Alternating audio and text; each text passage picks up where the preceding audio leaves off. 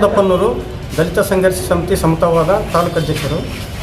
ಏನು ಮಾನ್ವಿ ತಾಲೂಕಿನಾದ್ಯಂತ ಗ್ರಾಮಗಳಲ್ಲಿ ಅಸ್ಪೃಶ್ಯತೆ ಜೀವಂತವಾಗಿದ್ದು ಇದನ್ನೆಲ್ಲ ಪರಿಶೀಲನೆ ಮಾಡಬೇಕಾದಂಥ ಅಧಿಕಾರಿಯಾಗಿರ್ತಕ್ಕಂಥ ನಟರಾಜರವರು ಯಾವುದೇ ಒಂದು ಗ್ರಾಮಕ್ಕೆ ಭೇಟಿ ನೀಡದೆ ಮಸ್ಕಿಯಿಂದ ದಿನಾಲು ಮಾನವಿಗೆ ತಮ್ಮ ಸರ್ಕಾರಿ ಗಾಡಿಯಲ್ಲಿ ಓಡಾಡ್ತಿದ್ದು ಇವರು ಒಂದು ದಿನವೂ ಇದರಲ್ಲಿ ಇರೋದಿಲ್ಲ, ತಮ್ಮ ಆಫೀಸಿನಲ್ಲಿ ಇರೋದಿಲ್ಲ. ಇದನ್ನು ಕೇಳಿದರೆ ಮಾಹಿತಿ ನಡೆಯಲ್ಲಿ ಇವ್ರ ಕಾರಿನ ಎಲ್ಲೆಲ್ಲಿ ಹೋಗಿದೆ ಅದರ ದಿನಚರಿ ಕೇಳಿದರೆ ಅವ್ರು ಕೊಡ್ತಾ ಇಲ್ಲ. ಇದ್ರ ಕುರಿತು ನಾವು ಉಪನಿರ್ದೇಶಕರು ಸಮಾಜ ಕಲ್ಯಾಣ ಇಲಾಖೆ ಮಾನ್ಯ ಇವರಿಗೂ ಸಹ ದೂರು ಸಲ್ಲಿಸಿದ್ದೇವೆ. ಆದರೂ ಅವರು ಯಾವುದೇ ರೀತಿಯ ಕ್ರಮವನ್ನು ತೆಗೆದುಕೊಳ್ತಿಲ್ಲ. ಇವರೊಬ್ಬ ತಾಲೂಕು ಅಧಿಕಾರಿಯಾಗಿದ್ದು ತಾಲೂಕಿನಲ್ಲಿ ಏನೇನು ನಡೀತಾ ಇದೆ, ಗ್ರಾಮಗಳಲ್ಲಿ ಯಾವ ರೀತಿ ಸಮಸ್ಯೆಗಳಿದೆ, SC ST ಅವರಿಗೆ ಯಾವ ರೀತಿ ಸಮಸ್ಯೆಗಳಿದೆ ಅಂತಕ್ಕಂಥ ಒಂದು ಅರಿವಿಲ್ಲದಂಗೆ ಇವರು ಕರ್ತವ್ಯ ನಿರ್ವಹಿಸ್ತಾ ಇದ್ದಾರೆ. ಈ ಕುರಿತು ಮಾನ್ಯ ಜಿಲ್ಲಾಧಿಕಾರಿಗಳು ಮತ್ತು ZP ಜಿಲ್ಲಾ ಪಂಚಾಯತ್ ಅವರಿಗೂ ನಾವು ಕೊಟ್ಟಿದ್ದೀವಿ ಲೆಟ್ರು. ಎಲ್ಲ ಸಾರ್ವಜನಿಕರ ಪರವಾಗಿ ಜಾಗೀರ್ಪನ್ನೂರಲ್ಲಿ ಈ ರೀತಿ ಇದೆ ಅಂತೇಳಿ ಕೊಟ್ಟಿದ್ದೀವಿ. ಆದರೂ ಯಾವುದೇ ರೀತಿ ಕ್ರಮ ತೆಗೆದುಕೊಂಡಿಲ್ಲ. ಅದರ ವಿರುದ್ಧವಾಗಿ ನಾವು ಮತ್ತೆ ಜನವರಿ ತಿಂಗಳಲ್ಲೂ ಒಂದು ಹೋರಾಟವನ್ನು ಸಹ ಹಮ್ಮಿಕೊಂಡಿದ್ವಿ. ಅದಕ್ಕೂ ಯಾವುದೇ ರೀತಿಯ ಬೆಲೆ ಕೊಟ್ಟಿಲ್ಲ. ಯಾರು ರಾಜಪುರಂಗ ಅಂತಕ್ಕಂಥ ತಹಸೀಲ್ದಾರ್ ಇದ್ದರು, ಅವರು ಅದಕ್ಕೆ ಯಾವುದೇ ರೀತಿಯ ಕ್ರಮ ತೆಗೆದುಕೊಳ್ಳದೆ ಅವರು ಟ್ರಾನ್ಸ್ಫರ್ ಆಗಿ ಹೋಗಿದ್ದಾರೆ. ಇದು ಮಾತ್ರವಲ್ಲದೆ ನಟರಾಜರವರು ಇಲ್ಲಿ ಏನು ವಸತಿ ನಿಲಯಗಳೇನಿದೆಯಲ್ಲ ಎಲ್ಲ ಕಡೆ ಇದು ವಸತಿ ನಿಲಯಗಳಲ್ಲಿ ಕಳಪೆ ಮಟ್ಟದ ಆಹಾರವನ್ನು ನೀಡ್ತಿದ್ದಾರೆ. ಬರೀ ಬಿಲ್ಲುಗಳು ಮಾತ್ರ ಮಾಡಿಕೊಂಡು ಅವರು ಎಲ್ಲ ಮಕ್ಕಳಿಗೆ ಮೋಸ ಮಾಡ್ತಿದ್ದಾರೆ. ಹಾಗಾಗಿ ಇದರ ವಿರುದ್ಧ ಮಾನ್ಯ ಜಿಲ್ಲಾಧಿಕಾರಿಗಳು ಸರಿಯಾದ ಸೂಕ್ತ ಕಾನೂನು ಕ್ರಮ ತೆಗೆದುಕೊಳ್ಬೇಕು. ತದನಂತರದಲ್ಲಿ ಅವರೇನು ಮಸ್ಕಿಯಿಂದ ಏನು ಓಡಾಡ್ತಿದ್ದಾರಲ್ಲ ಕೇಂದ್ರ ಸ್ಥಾನದಲ್ಲಿರದೆ ಅವರನ್ನು ಕೇಂದ್ರ ಸ್ಥಾನದಲ್ಲಿ ಇರುವಂತೆ ಮಾಡಿ, ಅದೇ ರೀತಿಯಾಗಿ ಹಾಸ್ಟೆಲ್ ವಾರ್ಡನ್ಗಳೇನಿದ್ದಾರೆ ಅವರು ವಸತಿ ನಿಲಯಗಳಲ್ಲೇ ಇರಬೇಕಂತೇಳಿ ಇದೆ ಕಾನೂನು. ಆದರೆ ಇವರು ಮಾತ್ರ ಎಲ್ಲೆಲ್ಲೋ ಹಿಂದೆ ಬರ್ತಾರೆ. ಹಾಗಾಗಿ ಇದೆಲ್ಲ ಸೂಕ್ತ ಕಾನೂನು ಕ್ರಮ ಮಾಡಿ, ಅವರ ವಿರುದ್ಧ ಸೂಕ್ತ ಕಾನೂನು ಕ್ರಮ ಮಾಡಿ ಅವರಿಗೆ ಸರಿಯಾದ ರೀತಿಯ ಒಂದು ಇದನ್ನು ಮಾಡ್ಬೇಕಂತೇಳಿ ನಾವು ಈ ಮೂಲಕ. ಅಲ್ಲ ಸರ್, ಏನಂತಂದ್ರೆ ಕೇಂದ್ರ ಸ್ಥಾನದಲ್ಲಿ ಇರಬೇಕು, ಸರ್ಕಾರದ ಕಾರನ್ನು ಸ್ವಂತಿಕೆಯಾಗಿ ಸ್ವಂತ ಊರಿಗೆ ತಗೊಂಡು ಹೋಗೋದಂತ ಸರ್ಕಾರದ ಡೈರೆಕ್ಷನ್ಸ್ ಇದೆ. ಇವರು ನಟರಾಜ್ ಅವರು ತಗೊಂಡು ಹೋಗ್ತಾರೆ. ಇದು ಎಂತ ನ್ಯಾಯ ಸರ್ ಇದೆಲ್ಲ? ಇವರಲ್ಲಿರ್ತಕ್ಕಂಥ ದರ್ಪರಿ, ಅದು ಅಹಂಕಾರ. ಏನಂದರೆ ನಟರಾಜ್ ಅವರಲ್ಲಿರ್ತಕ್ಕಂಥ ಅಹಂಕಾರ. ಯಾಕಂದರೆ ಯಾರು ಏನು ಮಾಡ್ತಾರೆ ಅಂತ ಅವ್ರಿಗೆ ಯಾರು ಬೆನ್ನೆಲುಬಾಗಿದ್ದಾರೋ ಏನೋ ಗೊತ್ತಿಲ್ಲ.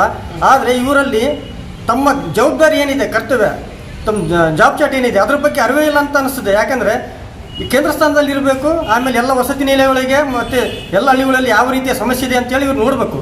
ಅಲ್ಲಿ ಕೆಲವೊಂದು ಹಳ್ಳಿಗಳಲ್ಲಿ ಅಸ್ಪೃಶ್ಯತೆ ಇದೆ, ದೇವಸ್ಥಾನಗಳಿಗೆ ಪ್ರವೇಶ ಇಲ್ಲ. ಇದೆಲ್ಲ ಬರವಣಿಗೆ ರೀತಿಯಲ್ಲಿ ಕೊಟ್ಟರೆ ಸಹ ಏನಾದರೂ ಆಗಿದೆಯಾ ಅಂತ ಕೇಳುವಂಥ ಮನಸ್ಥಿತಿಯಲ್ಲಿದ್ದಾರೆ ಹೊರತಾಗಿ ಇವರು ಒಂದು ಹಳ್ಳಿಗೂ ಭೇಟಿ ಮಾಡಿಲ್ಲ, ಒಂದು ಇದಕ್ಕೂ ಭೇಟಿ ಮಾಡಿಲ್ಲ. ಒಂದು ಇದು ಬರೀ ಅಸ್ಪೃಶ್ಯತೆ ಆಚರಣೆ ಅಂತೇಳಿ ಒಂದು ಕಾರ್ಯಕ್ರಮ ಇದೆ ಸಮಾಜ ಕಲ್ಯಾಣ ಇಲಾಖೆಯಲ್ಲಿ, ಅದಕ್ಕೆ ಬರೀ ದುಡ್ಡನ್ನು ಮಾತ್ರ ವ್ಯಯ ಮಾಡಿದ್ದಾರೆ ಹೊರತಾಗಿ ಅಲ್ಲಿ ಯಾವುದೇ ರೀತಿಯ ಅಸ್ಪೃಶ್ಯತೆ ನಿವಾರಣೆ ಆಗಿಲ್ಲ. ಇದುವರೆಗೆ ಆಯಿತು, ಜಾಗೀರ್ಪನ್ನೂರು ಮಾಡಿರೋದೇ ಎಲ್ಲ ಕಡೆ ಮಾಡಿದ್ದಾರೆ. ಆದ್ರೂ ಇಲ್ಲಿವರೆಗೂ ಯಾವುದೇ ರೀತಿಯ ಅಸ್ಪೃಶ್ಯತೆ ನಿವಾರಣೆ ಆಗಿಲ್ಲ. ಹಾಗಾಗಿ ಇಂಥ ಅಧಿಕಾರಿಗಳು ಇರೋದ್ರಿಂದ ಏನು ಲಾಭ ಇಲ್ಲ. ಹಾಗಾಗಿ ಇವ್ರನ್ನ ಬೇರೆ ಕಡೆಯವ್ರು ವರ್ಗಾವಣೆ ಮಾಡೋಕ್ಕಿಲ್ಲ ಅಂದ್ರೆ ಇವ್ರನ್ನ ಕೆಲಸದಿಂದ ಅಮಾನತು ಮಾಡಬೇಕಿಲ್ಲ, ವಜೆಗೊಳಿಸಿದ್ರೆ ಇನ್ನೂ ಒಳ್ಳೆಯದು. ಯಾಕೆಂದರೆ ಇಂಥ ಅಧಿಕಾರಿಗಳಿಂದ ಇನ್ನೂ ಅಸ್ಪೃಶ್ಯತೆ ಜೀವಂತವಾಗಿ ಬೆಳೆಯಲು ಮತ್ತು ಇನ್ನೂ ಜಾಸ್ತಿ ಆಗಲು ಕಾರಣರಾಗಿದ್ದಾರೆ ಹೊರತಾಗಿ ಇವರಿಂದ ಏನೂ ಲಾಭ ಇಲ್ಲದಂಗೆ ಆಗಿದೆ. ಹಾಗಾಗಿ ಈ ಮೂಲಕ ನಾವು ಒತ್ತಾಯಿಸ್ತಾ ಇದ್ದೀವಿ. ಆನಂದಪ್ಪನವರು ತಾಲೂಕು ಅಧ್ಯಕ್ಷರು, ದಲಿತ ಸಂಘರ್ಷ ಸಮಿತಿ ಮಾನ್ವಿ.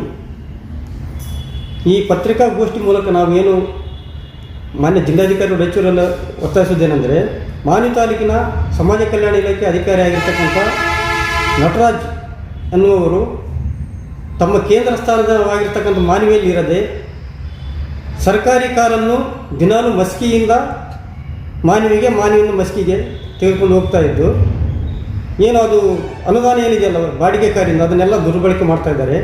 ಈ ಕುರಿತು ನಾವು ಮಾಹಿತಿ ಹಕ್ಕು ನೀಡಲಿ ಕೇಳಿದರೆ ಮಾಹಿತಿನೂ ನೀಡ್ತಾ ಇಲ್ಲ. ತದನಂತರದಲ್ಲಿ ಅವರೇನು ಈ ಮಾನ್ವಿ ತಾಲೂಕಿನ ಎಲ್ಲ ಗ್ರಾಮಗಳಲ್ಲಿ ಅಸ್ಪೃಶ್ಯತೆ ಆಚರಣೆ ಆಗ್ತಾ ಇದೆ, ಇದುವರೆಗಾಯಿತು ಅದು ಅಸ್ಪೃಶ್ಯತೆ ನಡೀತಾ ಇದೆ ಅಂತೇಳಿ ನಾವು ಒಂದು ದೂರನ್ನು ಸಹ ಅವರಿಗೆ ಸಲ್ಲಿಸಿದ್ವಿ. ಆದರೂ ಇದುವರೆಗೆ ಆಯಿತು ಒಂದು ಗ್ರಾಮಕ್ಕೂ ಅವರು ಭೇಟಿ ಮಾಡಿಲ್ಲ. ಅದನ್ನು ಕೇಳಕ್ಕೆ ಹೋದ್ರೆ ಏನಾದರೂ ಗಲಾಟೆ ಆಗಿದೆನಾ ಅಥವಾ ಅದು ಯಾವುದು ಮರಣ ಆಗಿದೆನಾ, ಏನಾದರೂ ಆಗಿದೆನಾ, ಗಲಾಟೆ ಆಗಿದ್ರೆ ಮಾತ್ರ ಬಂದು ನೋಡ್ತಾರಂತೆ. ಆ ರೀತಿಯ ಉತ್ತರಿಕೆಗಳನ್ನು ಅವರು ನೀಡ್ತಾ ಇದ್ದಾರೆ. ಇವರು ಎಲ್ಲ ವಸತಿ ನಿಲಯಗಳಲ್ಲಿ ಮೂಲಭೂತ ಸೌಕರ್ಯಗಳ ಕೊರತೆ ತುಂಬ ಇದೆ. ಮಕ್ಕಳ ಸಂಖ್ಯೆ ಕಡಿಮೆ ಇದ್ದರೂ ಅಧಿಕ ಮಕ್ಕಳ ಸಂಖ್ಯೆಯನ್ನು ಹಾಕಿ ಏನು ಸರ್ಕಾರದಿಂದ ಬರ್ತಕ್ಕಂಥ ಅನುದಾನಗಳನ್ನು ಕುಡಿಯುವ ನೀರಿಗಿರ್ಬೋದು, ಶೌಚಾಲಯಕ್ಕಿರ್ಬೋದು ಅಥವಾ ಬಿಸಿ ನೀರಿಗಿರ್ಬೋದು ಈ ರೀತಿಯ ಮೂಲಭೂತ ಸೌಕರ್ಯವನ್ನು ಒದಗಿಸಿದ್ದೀವಿ ಅಂತೇಳಿ ಇದನ್ನು ಅನುದಾನ ದುರ್ಬಳಕೆ ಮಾಡ್ತಿದ್ದಾರೆ. ಇವನ್ನ ಮಕ್ಕಳಿಗೆ ಏನು ಅವಶ್ಯಕತೆ ಇದೆ ಅದೇ ರೀತಿಯಲ್ಲಿ ಸರ್ಕಾರದ ಕಡೆಯಿಂದ ಬರ್ತಕ್ಕಂಥ ಅನುದಾನವನ್ನು ದುರ್ಬಳಕೆ ಮಾಡ್ತಾ ಇದ್ದಾರೆ. ಮಾತ್ರವಲ್ಲದೆ ಇವರು ಕೇಂದ್ರ ಸ್ಥಾನದಲ್ಲಿ ಇರಬೇಕಂತೇಳಿ ನಾವು ಕೇಳಿದ್ರೆ ಅದೆಲ್ಲ ಕೇಳೋಕ್ಕೆ ನೀವ್ಯಾರು ಅಂತಕ್ಕಂಥ ಒಂದು ದರ್ಪದ ಉತ್ತರವನ್ನು ನೀಡ್ತಾ ಇದ್ದಾರೆ. ಹಾಗಾಗಿ ಇವರ ವಿರುದ್ಧ ಸೂಕ್ತ ಕಾನೂನು ಕ್ರಮ ತೆಗೆದುಕೊಳ್ಬೇಕು. ತದನಂತರದಲ್ಲಿ ಇವರನ್ನು ಸೇವೆಯಿಂದ ವಜಾ ಮಾಡೋದು ನಾನು ಭಾಳ ಉತ್ತಮ ಅಂತ ನನ್ನ ಅನಿಸಿಕೆ. ಯಾಕಂದರೆ ಇಂಥವ್ರು ಇರೋದರಿಂದ ಇಂಥ ಅಧಿಕಾರಿಗಳಿಗೆ ಸರ್ಕಾರದ ಅನುದಾನವನ್ನು ನಮ್ಮ ಏನು ತೆರಿಗೆಯನ್ನು ಬರ್ತಕ್ಕಂಥ ಅನುದಾನವನ್ನು ಅವ್ರಿಗೆ ಸಂಬಳವಾಗಿ ಕೊಡ್ತಾ ಇದ್ದು ಇದರಿಂದ ಯಾವುದಾದ್ರೂ ಒಂದು ಲಾಭ ಇರಬೇಕಲ್ಲ. ಮಕ್ಕಳಿಗಾದರೆ ಆಗಲಿ ಇಡೀ ಗ್ರಾಮದಲ್ಲಿ ಇರ್ತಕ್ಕಂಥ ಅಸ್ಪೃಶ್ಯತೆ ನಿವಾರಣೆ ಮಾಡಲಾಗಿ ಯಾವುದೇ ರೀತಿಯ ಲಾಭ ಇಲ್ಲ. ಸುಮ್ಮನೆ ಎಲ್ಲ ಯಾವುದೋ ಒಂದು ಸಂಸ್ಥೆಗೆ ಇದು ಅಸ್ಪೃಶ್ಯತೆ ನಿವಾರಣಾ ಕಾರ್ಯಕ್ರಮ ಮಾಡ್ರಂತೇಳಿ ಅನುದಾನನ ವೆಚ್ಚ ಮಾಡ್ತಾ ಇದ್ದಾರೆ. ಆದರೆ ಯಾವ ಹಳ್ಳಿಯಲ್ಲಿ ಆದ್ರೂ ಇದುವರೆಗಾಯಿತು ಒಂದು ಹಳ್ಳಿಯಲ್ಲಿನೂ ಅಸ್ಪೃಶ್ಯತೆ ನಿವಾರಣೆ ಆಗಿಲ್ಲ, ಅದು ಜೀವಂತವಾಗಿದೆ.